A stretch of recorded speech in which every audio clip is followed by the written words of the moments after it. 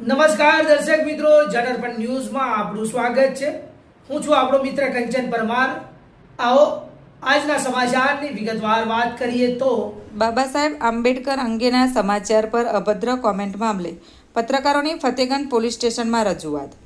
વડોદરામાં બાબા સાહેબ ડોક્ટર ભીમરાવ આંબેડકર સંબંધિત પ્રકાશિત થયેલા એક સમાચાર પર સોશિયલ મીડિયા પર કરવામાં આવેલી વાંધાજનક અને અભદ્ર કોમેન્ટના મુદ્દે પત્રકારોમાં રોષ ફેલાયો હતો। આ મામલે પત્રકારો ફતેગંજ પોલીસ સ્ટેશન પહોંચ્યા હતા અને જવાબદાર વ્યક્તિ સામે કાયદેસરની કાર્યવાહી કરવાની માંગ સાથે રજૂઆત કરી હતી।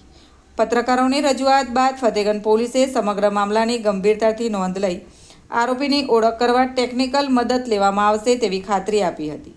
પોલીસે જણાવ્યું હતું કે સોશિયલ મીડિયા પર કોમેન્ટ કરનાર વ્યક્તિને શોધવા માટે જરૂરી ટેકનિકલ તપાસ હાથ ધરવામાં આવશે અને શક્ય તેટલી વહેલી તકે કાર્યવાહી કરવામાં આવશે।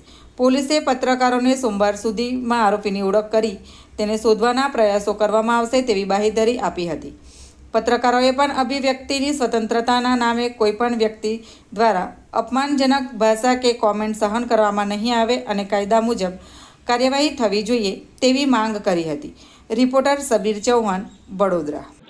લગભગ મહિના દોઢ મહિના પહેલા અમે અમારા ચેનલ પર વડોદરા વિઝન ન્યૂઝમાં એક સમાચાર બનાવ્યા હતા કે જ્યાં બાબા સાહેબની તકતી મૂકવાની છે તેનું ઓપનિંગ કરાવ્યું હતું અને તેના ઉપર એક શખ્સે જે કોમેન્ટ મારી હતી બાબા સાહેબ આંબેડકર ઉપર કે અભદ્ર કોમેન્ટ હતી કે આવી અભદ્ર કોમેન્ટ બિલકુલ ચલાવી ના લેવાય તેવી કોમેન્ટ ઉપર કે જે પોલીસે ફતેગંજ પોલીસ સ્ટેશનના સ્ટાફ તરફથી જે કામગીરી કરવામાં આવી છે ત્યારે શંકાના આધારે એક પંડ્યા કરીને જે શખ્સ છે તેને પકડવામાં આવે છે અને તેના પર ચાર્જશીટ પણ કરવામાં આવી છે। આવા માનસિકતા ધરાવતા લોકો આમ પાછો એ જાતનો વકીલ છે એટલે ક્યાંક ને ક્યાંક એક શરમની વાત છે કે વકીલ થઈને જો આવી માનસિકતા ધરાવતો હોય બાબા સાહેબ આંબેડકર વિશે આવા શબ્દની ટિપ્પણી કરતો હોય તેમજ અન્ય પણ અમને જાણવા મળ્યું છે કે અન્ય જે મહિલાઓ છે તેના ઉપર પણ તેને અભદ્ર ટિપ્પણી મહિલાઓ પર પણ કરી છે। એટલે આ માનસિક રોગી માણસ હોય તેવું લાગે છે કેમ કે સમાજ વિશે મહિલાઓ વિશે જ્યારે આ રીતે વાત થતી હોય એટલે બાબા સાહેબ આંબેડકર વિશે જો આ રીતે વાત થતી હોય તેને કડકમાં કડક સજા મળવી જોઈએ અને તેનું જે વકીલાત છે તો એ વકીલાત પણ તેનું કેન્સલ થવું જોઈએ તેવી અમારી માંગ છે।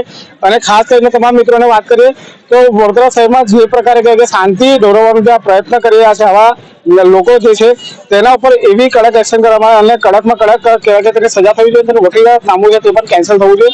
સરકારે હાલ પોલીસ સ્ટેશન દ્વારા ફતેગંજ પોલીસ સ્ટેશન દ્વારા તેની પૂછપરછ કરીને તેનો મોબાઈલ ને બધું જપ્તી લેવામાં આવેલું છે। સોમવારે આની વધુ તપાસ જાણવા મળશે। તો આવા જ પ્રકારના નવા સમાચાર સાંભળવા માટે જોડાઈને રહો અમારી ચેનલ જનરપણ ન્યૂઝ સાથે। અમારી ચેનલને લાઈક કરો, શેર કરો, સબસ્ક્રાઈબ કરો તેમજ આ વિડીયોને વધુમાં વધુ શેર કરો।